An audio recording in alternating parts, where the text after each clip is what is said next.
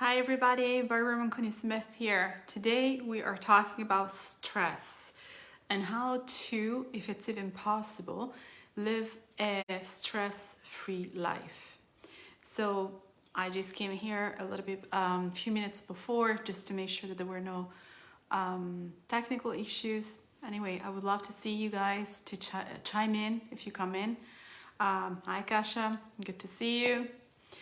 Just chime in and say where you're watching from, and tell us if stress is something that is hindering your healing process. If you feel that you are living a high level of stress in your life, because I promise you guys the things we're going to discuss today, although simple, may really change your perspective as to what it means to live a stress-free life.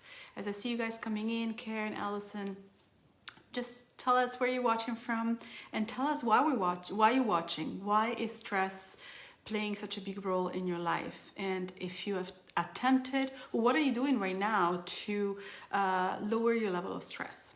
Okay, I'm gonna dive right in.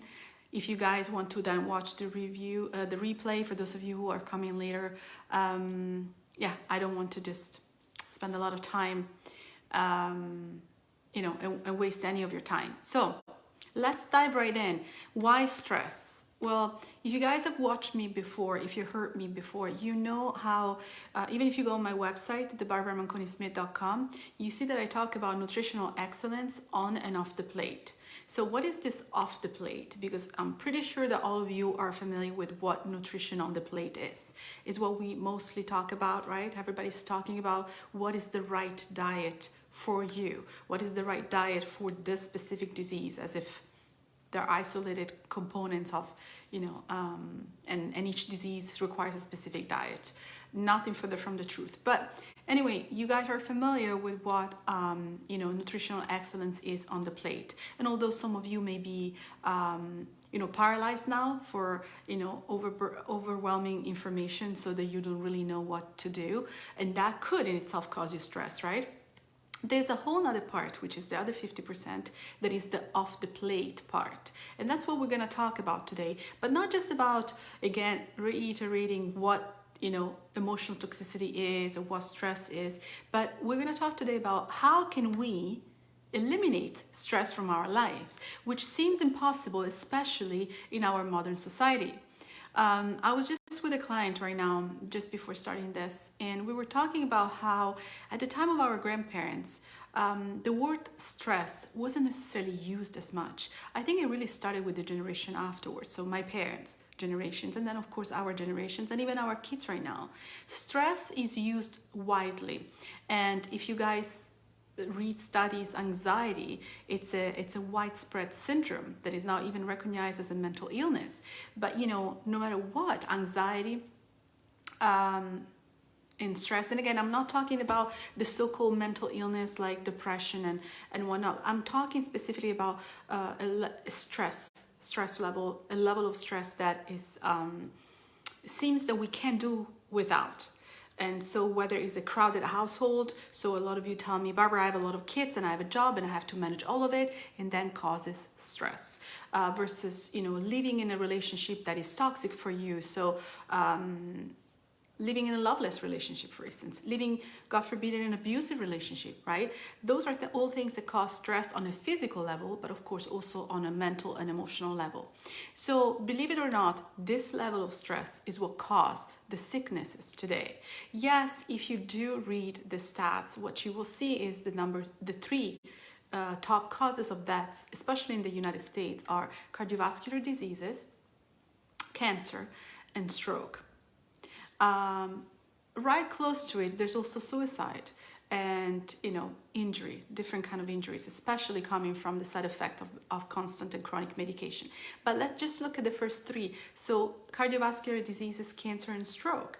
Now, although this may be listed as the cause of death for the majority of people, what is not listed and what is not tackled is what are the causes of these three main conditions. So what causes cardiovascular diseases, namely heart attack, cancer, all the different type of cancers, and stroke. And I will also add the side effects of, autoimmunity. So what causes that? you bet that stress plays a huge role in the formation of these leading causes of that. So as now more and more people are looking at diets, especially if people with cardiovascular diseases, their doctors are starting to recommend a specific kind of diet with low fat, with no oil, with just lean protein. The same is for cancer. There's different type of protocols for cancers and stroke, but yet they fail to really look at what is one of the most prominent causes of the genesis of these diseases, which is stress. Now, I understand that nutritionally, when we look at stress, when we look at a diet, it's something that we can act on right away, and you should. So when I talk about on my website, nutritional excellence on and off the plate, these are major components, but both are needed. But you can't have one without the other. So you can't just focus on your diet and continue to have a high level of stress in your life and thinking that the diet and those juices are gonna do it all for you. And in fact, and please chime in if it's true, you will see that at times, even with the right diet, you don't get the results you want. You don't get into reversal of symptoms. You don't see improvement. You reach a plateau. But why? I have people tell me, Barbara, I am eating salads and I'm gaining weight. And yes, I have designed the lymphatic reset that at this point most of you already know I've done, because there has to be attention paid at the way we eliminate toxicity. However, make no mistake, this stress that it feels somewhat something outside of us, is the environment, is the stressful job, is the demanding career, is the family, the kids, so seems outside of us, is actually affecting us on our physical level, on our chemical level, increasing toxicity from a chemical perspective. So even though you have a demanding career, what your body perceives and express, it's toxicity on a chemical level. You basically acidify your body by being stressed at work.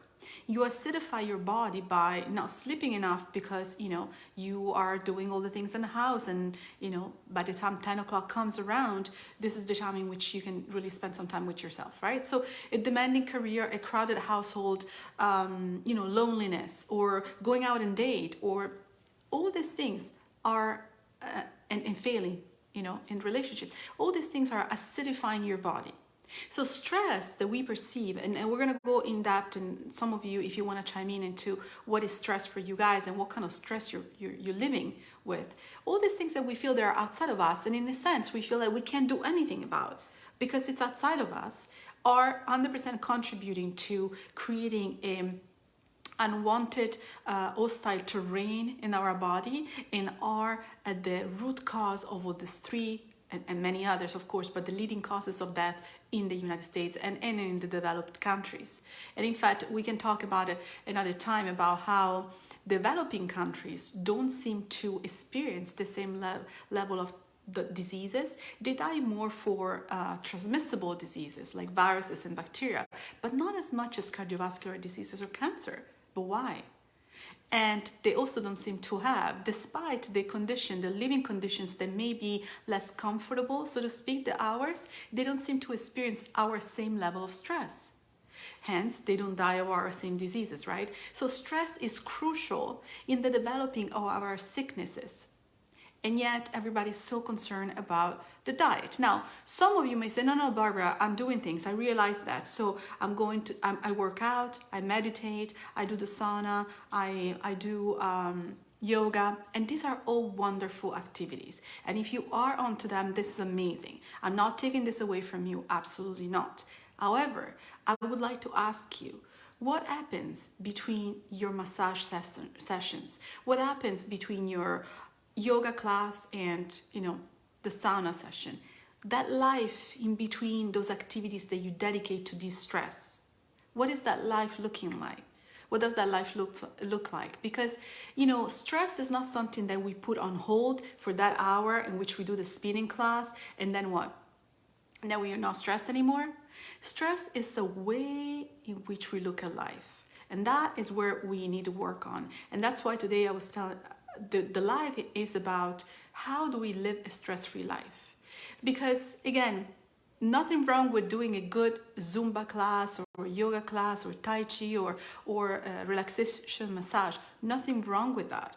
However, as long as we continue to see stress and perceive stress as something that is outside of us, coming from the outside, and us having to physically do something to de-stress, to lessen that level. So I'll schedule a massage, I'll do a yoga class, so I will lessen. But you will lessen, if you don't change what we're gonna talk about today, you're gonna lessen the stress level only temporarily. And tell me if I'm wrong, you're going to a class, a yoga class, a Zumba class, a massage, and you do feel relaxed, and you do feel for however long time that your stress level is lowered.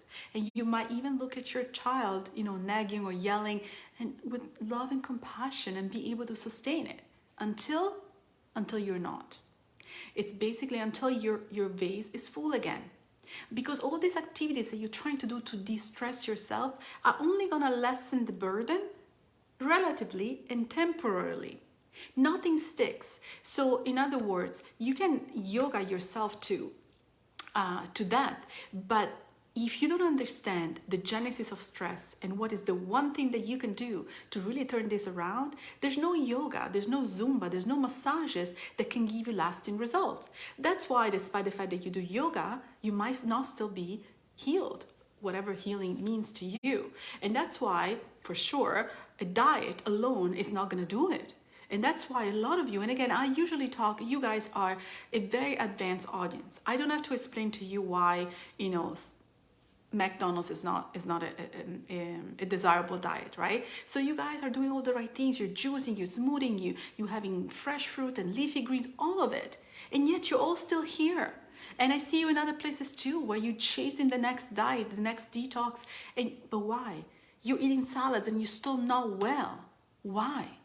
And you maybe even go into yoga, and maybe you even sign up to lymphatic drainage massages. Why you're not well? Why you're not living and thriving? Because we don't understand stress. And so what we think stress is really not what it is. We think that stress is because, we don't have enough time.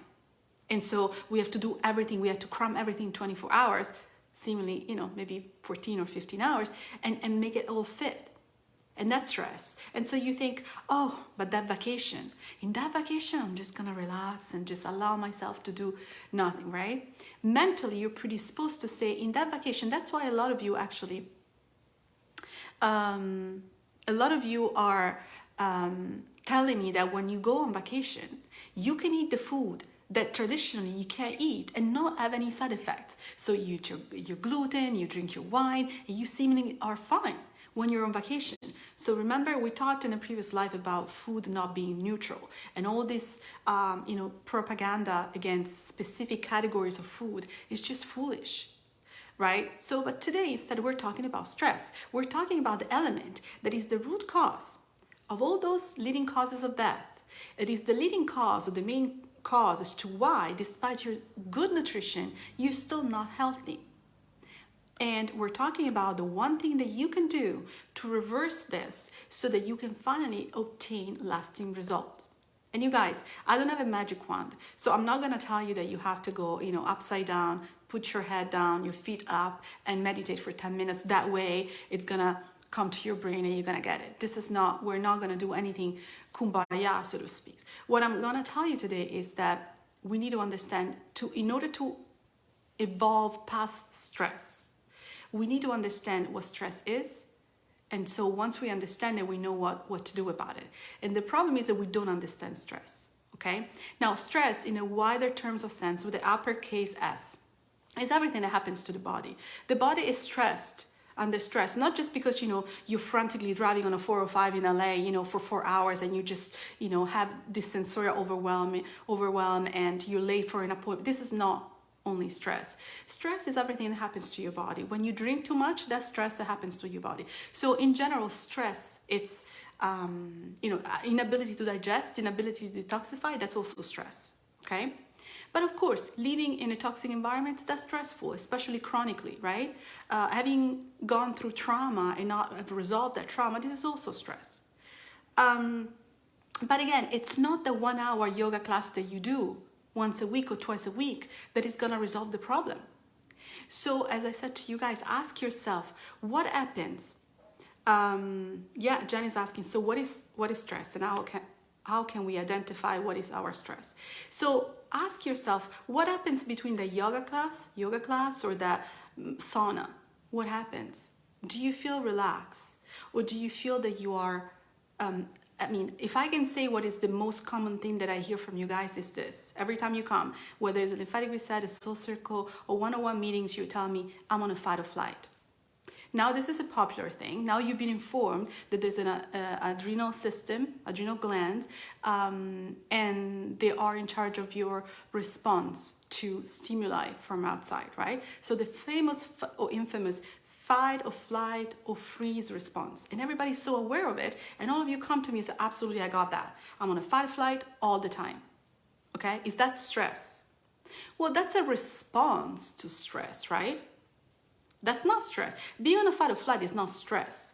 As a result, it does create stress on our body because it changes the chemistry of our body. But the fight or flight is not stress.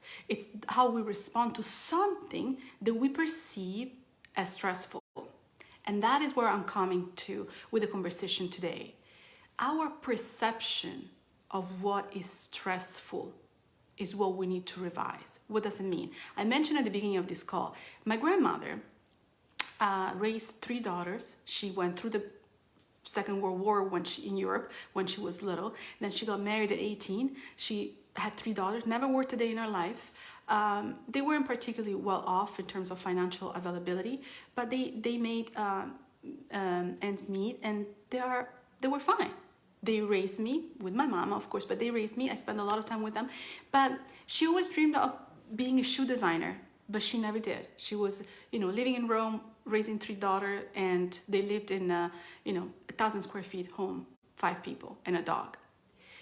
When I looked at her life and her struggles, and I have to say, she didn't have many. But why? So that life wasn't easy. Wasn't necessarily easy compared to my life. I have a cell phone. They didn't have cell phones, right? I have knowledge. I can get food. I mean, but they were living in the city. But I can get good food, organic food. I have more financial, opportunities than what she had. I have traveled the world. I lived in a different part of the world now from where I was born. So my life, technically, it's easier than my grandmother's life. And yet my level of satisfaction is not the same as hers. So how can my grandmother and her husband and the people in that generation, I guess my grandmother would be in her 90s right now, how can those people seemingly have a less stressful life, but with way less opportunities than we did? So how? It was their perception. Although my grandmother dreamed about being a shoe designer, she was very present in her moment. And her moment was what is for her was, I'm a mother with 3 daughters. It was very far from her to think that life could be something different than that. But no, she desired it. She was completely fulfilled with what she was doing. And it wasn't a compromise. It was truly being aware that the what is all we have. And so the idea that I'm here, but really with my mind, I want to be or should be here and here and here wasn't a practice. It's just after that generation, and I would say the generation of my parents, that we started to have this perfect, let's call it perfect screenshot, called expectation of the life that we're meant to live. And so the stress comes when our current life, our present life, comes or falls short of that expectation, that little box that we put there, right? So if I haven't reached X amount of money or financial stability by this age, I'm stressful. And not just the thought of it, but also what I'm currently doing every day to try to reach that perfect snapshot. That creates stress because I'm not in the moment. I'm rushing to make that come true. If I had clients telling me, I don't want to be in a relationship until I get healthy. So getting healthy is not just a life, meaning I eat fruit because it's healing for me. No, I eat fruit. Why? Because I need to get healthy so that I can get into a relationship, so I can get married and have kids and have a life that everybody's expecting me to have. That's stressful. I mean, I got stressed just telling you that. Does it make sense? So eating fruit because it's nourishing, it's just what is. But eating fruit because we're concerned about what happens if we don't. Eating fruit because we heard somewhere that if we eat fruit and just 3 times a day, some of the symptoms will go away. And so only after the symptoms are going away, I'm going to start living a life. That's stressful in itself. That's why a lot of you are eating the fruit and the salads and you're still not getting better. That's why as you go through the appointment at the dentist to remove the mercury that you know is already creating stress. Why? Because in a perfect world, you will not have mercury in your mouth. Okay. But until you get there, maybe you have the financial availability to do that. And okay, so you're rushing to do that. But then you're concerned of what will happen if they really remove it properly or not. Are you gonna have side effects? So what I'm saying to you guys is that stress is nothing objective. It's only our perception of the what is and what it should be. So with this in mind, if we understand that stress is not something that we just go and lesson in an hour yoga class, we understand that stress is our perception of how we look at life, then maybe we can learn to do something about it in a permanent way. What do I mean? My mom calls my lifestyle existential stressed life. Meaning there's never been a time where she comes and visit and she's like, oh my God, you guys, so much is going on in your life. We did a retreat in May and one of you guys, one of my clients said, Barbara, you're always going and coming and going and doing so much. How come you don't have high blood pressure, right? Because she looked at my life and how much I accomplished throughout the day and she's like, you should be really stressed. And I should be, but I am not. Now, I'm not saying that I'm immune to it. I'm just saying that I realized long ago what the true meaning of stress is and how we can revert that. Stress is due to how we perceive our life right now. And again, how we perceive, right? There's people that are in a developing country that if they had all the possibility and the opportunities we currently have, they would be like, oh my God, this is nirvana. This is amazing. And yeah, we have it. Every time I coach people through Soul Circle, I ask them, what's this little perfect snapshot you got? And they tell me the things that they want to accomplish. And I said, what happens once you reach it? And generally, each one of them always says, I will probably push the bar a little bit further. Have you ever noticed? So wait a minute. Not even once you reach the perfect snapshot, you're going to be happy. So now you got it. Now you got married. Now you got the kids. You got the husband. Why are you not relaxed? Why are you not healthy? There's always a next snapshot, something else that you need to reach, right? And then, again, as I said, based on that, and that determines the quality of your life right now. Well, I don't have that house, so I guess this is not good, and I'm stressed because I need to go and produce that. I don't have that perfect relationship I have in my mind. I don't have that perfect body. I don't have the perfect health, right? So I don't have the perfect family. And so I am stressed. We develop stress listen to this, as a defense mechanism that is really not defending us from anything, but is killing us. That defense mechanism that my grandmother didn't have, she didn't need, because although she wanted to be a shoe designer, that never stopped her from enjoying the what is, the moment, every day. She didn't make long-term goals, long-term dreams. Every day she was satisfied, truly fulfilled and satisfied. And the moment she wasn't, she would change what she wasn't happy about. So we're talking about Italy in the 1950s and 60s. My grandmother was kind of very subjected to a very macho culture, especially in Italy, where my grandfather was saying everything they had to do, and she had very little time or things for herself. But in her 60s, my grandmother said, that's it. I'm going to go on vacation by myself, with my friends. I'm going to go play cards and I'm going to create a little club. And she did it. The moment she did not like what she was living, she wasn't living in a toxic relationship, like simmering into her misery because she was living with a man that culturally was a man that, was behaving like every other man in Italy at the time. She just said, you know what? I want to go on vacation with my girlfriends in Israel. And she did. I'm going to start a little gin club and play cards just with women, and she did it. She didn't simmer. She wasn't there getting stressed about why her life was supposed to be this way, but this is the life she had. She just got up and did it. So when we look at stress this way, meaning stress is something that we produce, life is not producing stress. Objectively, life does not produce stress. We produce stress ourselves based on the expectations we have of what our life is supposed to look like. Our health is supposed to look like, our relationship are supposed to look like, our kids are supposed to look like and behave like. This is what we create stress. So stress is a perception. It's not an actual fact. Just like food, I was telling you, it's not neutral, right? Gluten doesn't act the same way on different people and even in the same person, depending on the situation. Remember when I told you go on vacation and gluten doesn't act up on you anymore? You can have gluten, but you come back home to work, to your reality, and then all of a sudden you're sensitive to gluten. So like food is not neutral. Stress also. There isn't a stress that everybody agrees upon. It's only the stress that we produce based on perception. So instead of thinking, oh, how do I live a stress-free life? How do I reduce my stress level? We have to think, how do I change my perspective? Because the moment you understand that, boom, you can absolutely free yourself from the need to live a stress-free life. Because stress doesn't exist anymore. When you understand that what you are calling stress is a fabrication, is a manufacturing of your own perception of what life is supposed to be. I give you this example. You wake up and you have a pain here. What do?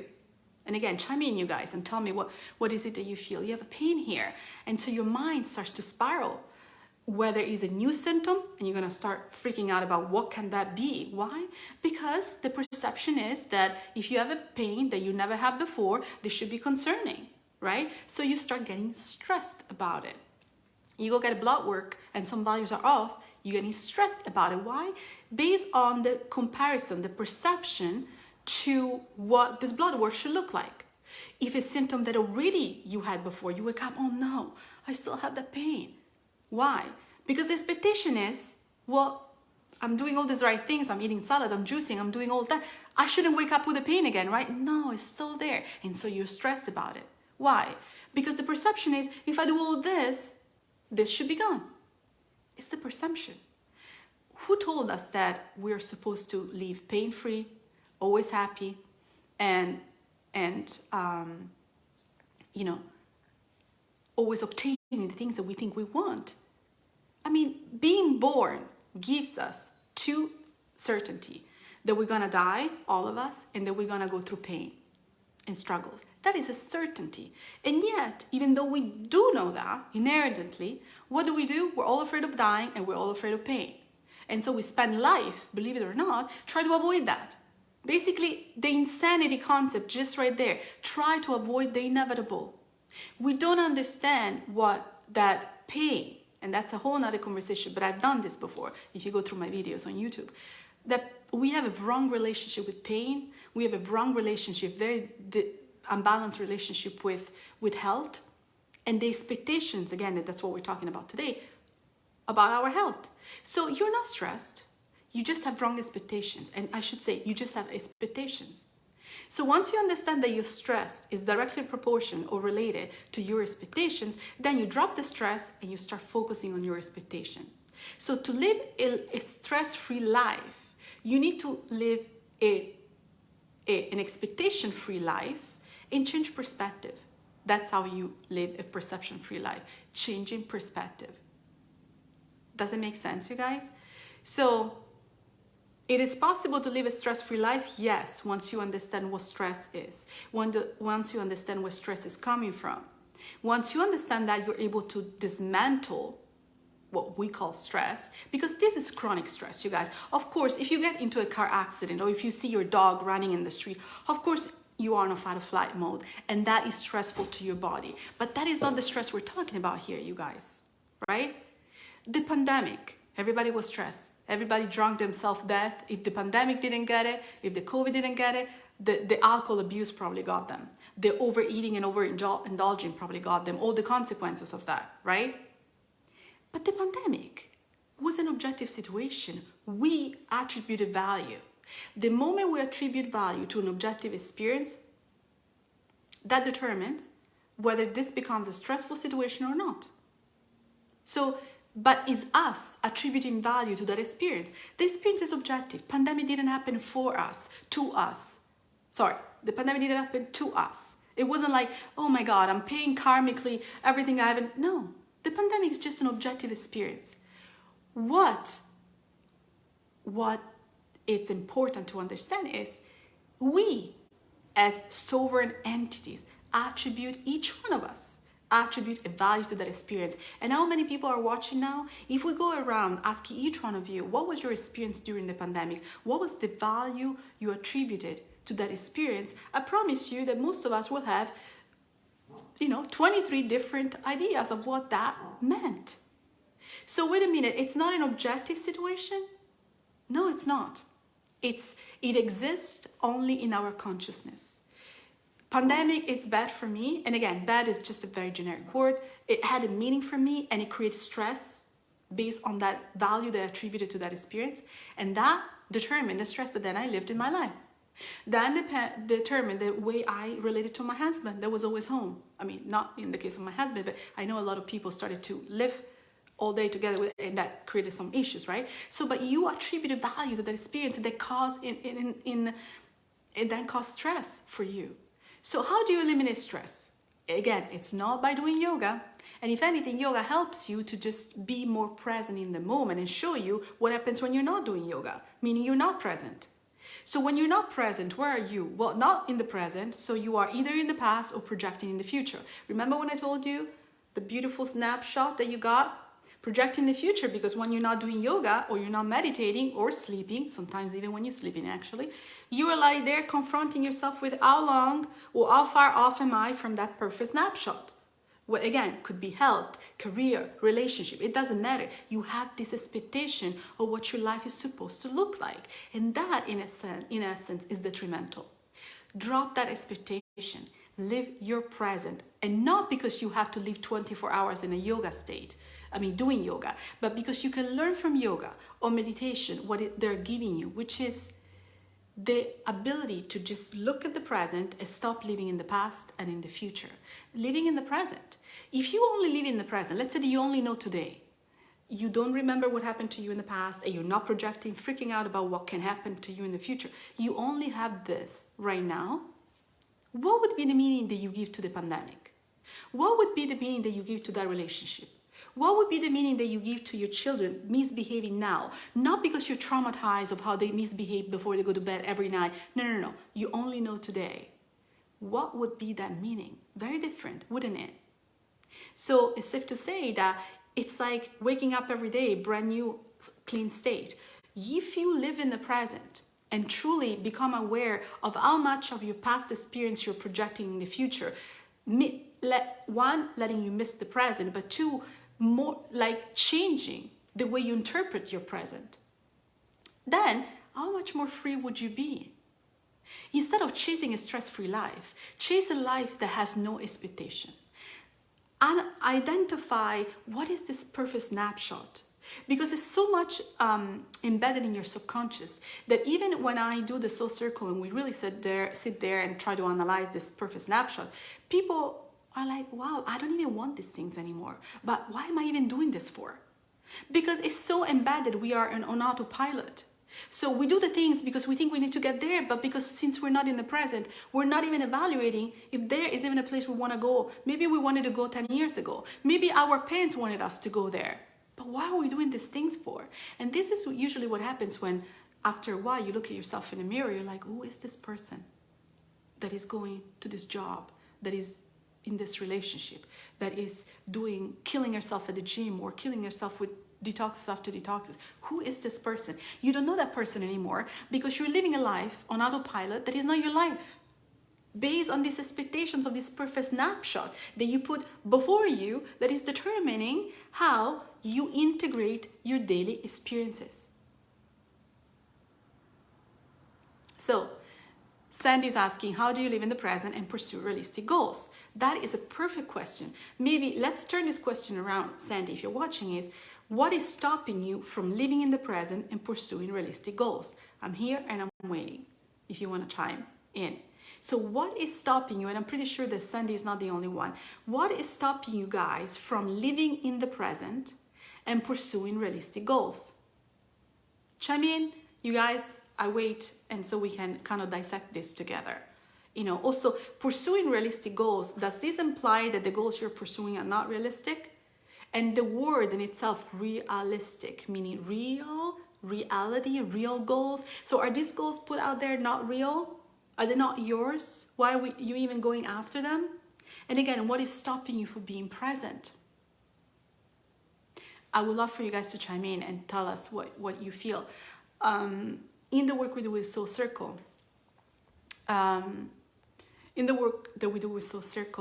we understand that what is stopping us from being in the present. Daily interruption, Wanda, Angie, my health feels like it limits me. Okay. Christy, same question for me too. I think not being content with my current life situation, not sure how to get where I want, so constantly dreaming. Okay. You guys, someone would say, okay, Christy says, not content with my current life situation. So from outside, someone that is not enmeshed in your trauma would say, well, if you're not content with your life situation, why don't you change it? Remember when I said to my grandmother about my grandmother, the moment she didn't like something, she just changed it. She didn't have all this mental, constriction to where, no, but I can't do that because society, because my husband, because of this. She just got up and changed it. So what is stopping us? Christy say, working so hard, not feeling like I'm accomplishing anything. So why are you working so hard? Why are you working even the work you're doing? And what is it that you're trying to accomplish, Christy? Because these are all questions. You guys write it like as a matter of fact, but in each sentence you guys write, there's loaded questions for every word you're writing. Working so hard. Why? Not feeling like I'm feeling. So it's a feeling or it's a reality? Are you actually not accomplishing, or it's just a feeling? Feeling based on what? That perception, right? That comparison. And that you're accomplishing anything. Why? What are you supposed to accomplish? Again, another projection. Something that is not present, is in the future. And Christy's comparing. I'm not accomplishing anything. I'm feeling that as if, right? So every sentence you guys write, it's a loaded question.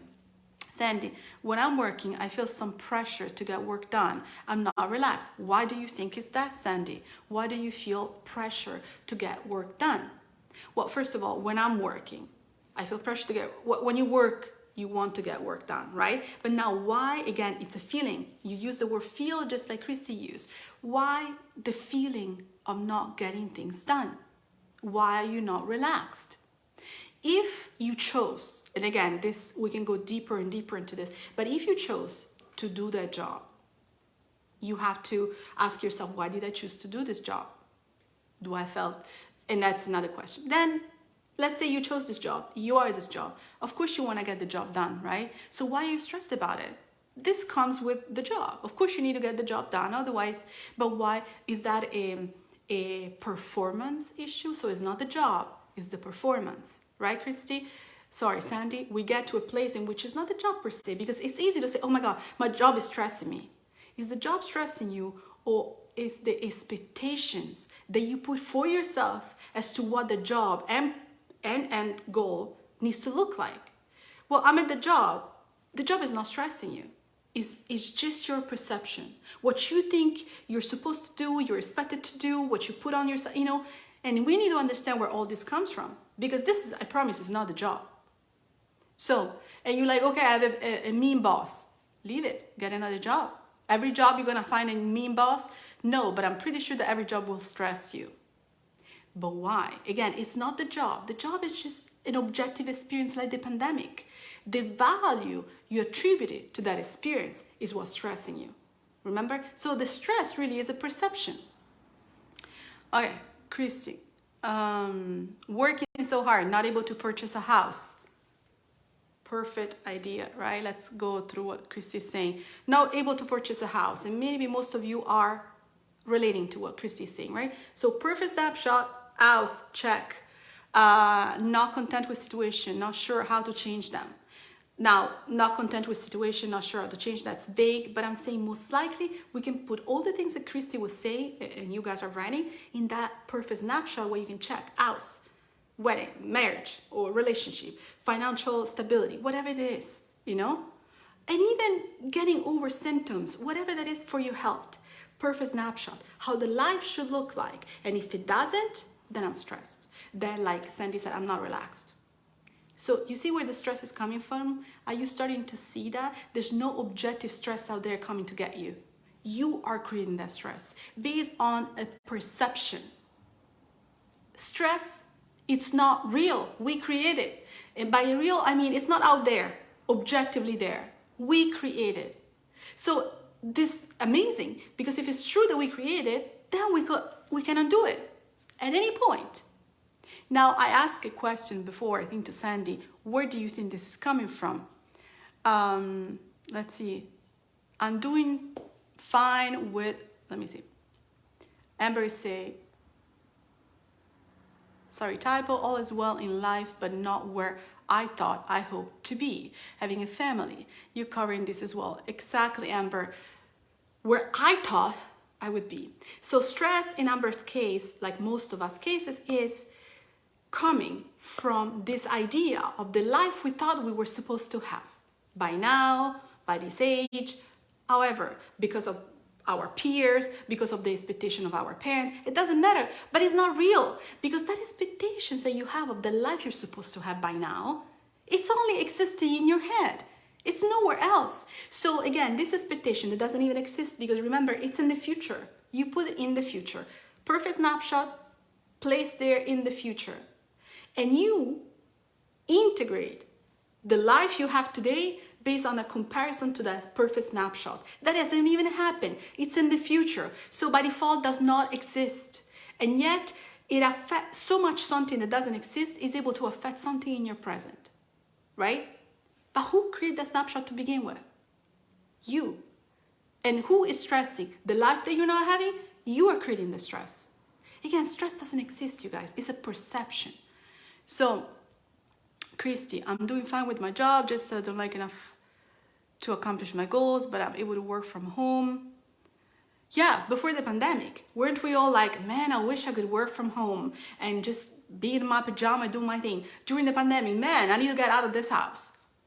So the stress before was because you were never home. Now it's the pandemic. You're always home. Your hubby is home. Have you seen some of you saying, oh my God, I wish I could just spend more time with my husband, my partner, whatever that is. Now you're spending the time. And now it's like there were memes going around during the pandemic with people say everything is going well and they were holding signs, right? And then they were saying, please help me, get me out of this house. I hate this person, right? I mean, there were jokes. My friend is a divorce lawyer, and she's like, she couldn't work much during the pandemic, but she's like, we're hoping that after the pandemic, our job, our work will pick up drastically. So are we stressed or what? We wanted to spend more time with our partner. Now we got it, and now we can't wait to get out of the house.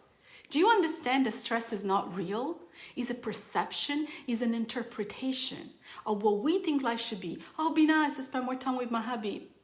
And then it happens like, oh my God, it would be nice to just go out of the house and be just with my girlfriend or just by myself because I have everybody in this house, So there are people selling their homes because they were too small, and now they realize, oh my God, we gotta leave all together at once. I don't even know if I like all these people in my family. It's just I didn't see them much. That's what people truly were telling me. So the stress, then imagine the stress, selling the house, not being happy in a relationship. It's a perception. There's no stress, just perception. Exactly, Sandy. Perception is coming from you. But let me just say, because this is not Sandy or Christy problem. This is all of our problems. And it's a problem that is a cultural problem. It's a collective problem. It's a societal problem. Again, a problem that my grandmother didn't have. And slowly, as with, the industrial revolutions and the opportunities to be everywhere at once, with the phones now and the social media, you guys, with this kind of a revolutions, communication revolution, the internet, is becoming to where we see windows. Before, people would have projects, right? But now you go on social media and you see people with the life you want or perceived life, right? Because it's never true. With the houses you want, with the jobs you want, with always, doing I got 6-figure business, I got 7-figure business, I got the house at the mountains, I got the house at the lake. And you're like, man, I should be wanting that stuff. And I don't have it. Look how miserable my life is. Stress. sadness, depression, striving more. Okay, I'm gonna work more to make that happen. I'm gonna work 3 jobs. Oh my God, I also have a family. I need to take care of my family. I got no time to take care of my... That's your stress for a perception that doesn't exist. It's in your head. But again, you guys, where does all of this come from? Originally from trauma. Because believe it or not, what unites us is not just music, it's trauma. Dr. Peter Levine said that. Trauma unites us all. There's no one of you, one of us, now and in the past, because that catches also your parents, your grandparents, and all that. My grandparents were traumatized. I mean, they went through the war, right? Their parents went through the First World War. We're all traumatized. But where do you think this trauma is going from? I mean, they say, have you read the beautiful thing that says that you exist as cells already in the womb of your grandmother? Because when your grandmother is pregnant with your mother, the cells that are producing the eggs that your mother will use to make you are already forming while she's in the womb of your grandmother, right? So, but anyway, we are a transportation of cells, right? This is not just DNA. So if your mother or grandmother went through trauma that is embedded in their cell, I mean, these cells come with us. So all of a sudden, we're also the recipient of trauma, not just the one that we create ourselves, that is never objective, because again, we don't come clean here. And I'm talking not about metals and viruses. We don't come clean in terms of emotional toxicity. So if my grandmother was traumatized by the war, and then she raised my mom, that was raised by a woman that was traumatized by the war, then never resolving my grandmother's trauma, she has her own trauma, then she raises me. I carry inside of me the cells of my grandmother. And again, we can go further and further collectively, because in Europe, we're still dealing with the consequences of World War II and the Nazis and the concentration camps. Today, studies have shown us there are kids, young kids, 5 years old, dealing with anxiety, I promise you guys, not because of heavy metals, but as an inheritance of collective trauma that was not healed. You know, the offsprings of people who were in concentration camp, they exhibit anxiety for something that they haven't even lived, but is embedded. So that person had anxiety as a default kind of response. And then that person, the 5-year-old, maybe now 20 years old, looking at life and the things he or she needs to do in life and figure it out how to create that little perfect snapshot for herself or himself. But not with neutral eyes, with the eyes of the anxiety they also have inherited. So you guys, this trauma, which I said is at the bottom of this conversation we're having today, that is not just your trauma, is also generational, collective, and ancestral trauma. So we have to take into account all of this. But today, I didn't want to go into the collective trauma. Today, we're just talking about how you, today, on January 11th, whatever that is today, can you aim to live a life stress-free? The moment we realize that stress doesn't exist, it is only a projection, is the result of the projection of how we interpret life, the experiences, the ones we should have, the ones we should not have. I work with trauma, with people that have been abused, physically, sexually, and I went to the extent of saying to them, that was an objective experience, what happened. It's an objective experience. The value you attribute to that experience is only yours, 100% yours. And that is gonna shape the way you live the rest of your life. The trauma, the toxicity, the way you relate to men, the way you relate to women, the way you relate to yourself. Not because it's anything objective, it's because there was an objective experience, the violence, and then you give it a value. The value will transform your life literally. And all the stress and all the toxic things that I try to detoxify people from in my soul circle, they all come from an interpretation of what happened. What happened is the mere physical fact. A violence over someone that didn't want to be violated. That's the objectiveness of it all. Our feelings, our perception. You know, there's people that are coming out now saying, oh man, so maybe that was violence. When I was 16 years old and I was exposed to a person's private part that I didn't want to see. I didn't know that was violence. And until that point, That person wasn't necessarily affected negatively, but with all the information that's coming out now, they're like, no, no, that was bad. You need to understand that was bad. That traumatized you. That was not without your consent. So what I'm saying, I'm not trivializing this in any way. I want you to realize that so many people didn't even think they had trauma until society said that is trauma. And all of a sudden, this is affecting the way they perceive life, the way they look back at their past life. You know what I'm saying? So violence, trauma, however you want to call it, are objective experiences. We, each one of us, attribute a value. Not even objectively, because again, our way of looking at things comes from the way we were raised, the way our parents were raised, right? So it's not even that objective, meaning completely ours. It still comes from, our culture in terms of ancestry. And then collectively, for instance, if you live in Germany, it's palpable, the tension that you feel there because of the Holocaust. If you go in Africa, it's palpable. So even stuff that is not necessarily pertaining to people that are living right now in 2023, and yet it's palpable. So, but what I'm saying to you guys is, look at life as a series of objective experiences. And everything you feel, because a lot of you have used the word feel, but I feel, because that's what it is, in fact. It's not like life is this, period. You guys are, life is this and I feel. So it's the feel that puts you into a level of stress that you're living right now, more or less. It's the feeling, which is in a sense, in itself, the word feeling implies a subjective interpretation. But you feel that experience caused this and this and this for you. The pandemic caused this and this for you. This relationship with your partner caused this. It's a feeling. It's your interpretation. And once you own this, you cannot not see it anymore. And you can never say to yourself, I'm so stressed. No, you stop and you say, wait, how am I interpreting this experience? Let's forget the word stress. It's overused, it's misused.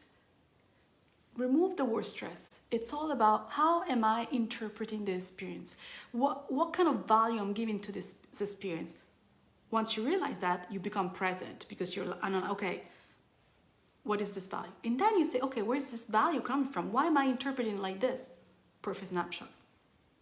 Because of that. That's the value you're giving to this experience. That's why you're stressed right now that you don't have that house, that you don't have that job, that you don't have that relationship. But again, it starts with, why am I am single. One of you may say, this is not good or bad. You're single.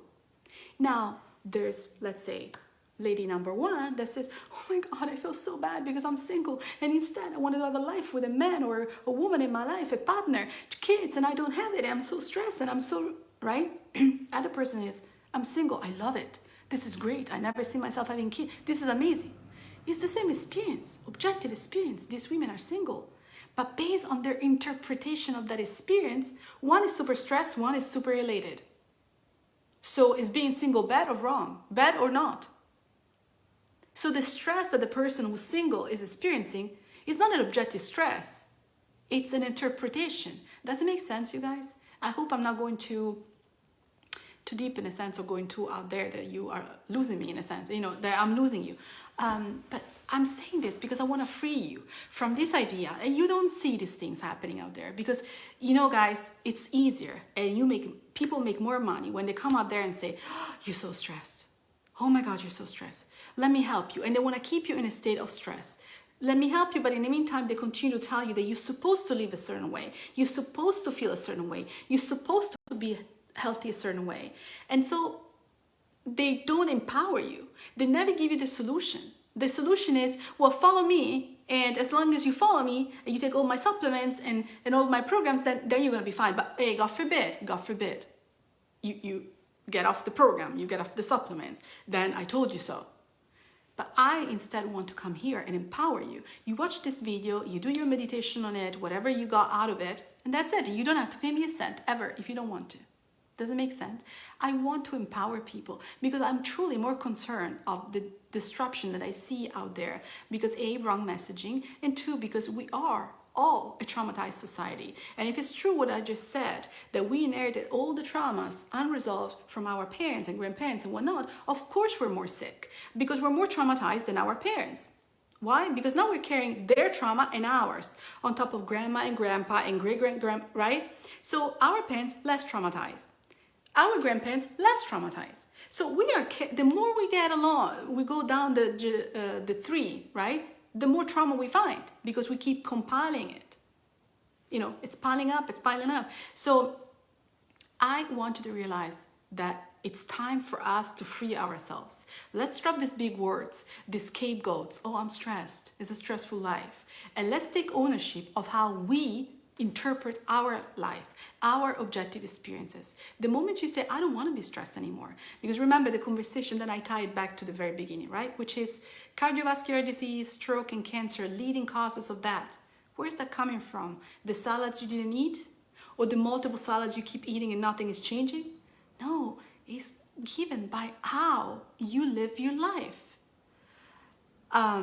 So let's see what Tara's saying. I was told that what I experienced was traumatic. I just thought it was normal. After that, I've been chasing after it, trying to let it go. That's exactly what I mentioned to you guys before. Tara didn't even know that was traumatic. She was told, hey, what you've gone through was actually trauma.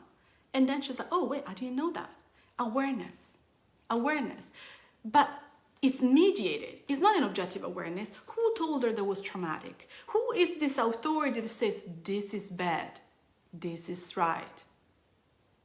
It's still the people looking in are looking at you never with an objective eye because nobody has an objective eye. It's still looking at you whether it's an individual, a group, or the collective. Still looking at you or judging you or giving you a framework as a reference through the lenses of their own trauma. There's nobody, again, guys, trauma unites us. There's nobody today breathing and living that has no trauma. Maybe there are people that are on the way to overcome their trauma, but nobody is objective.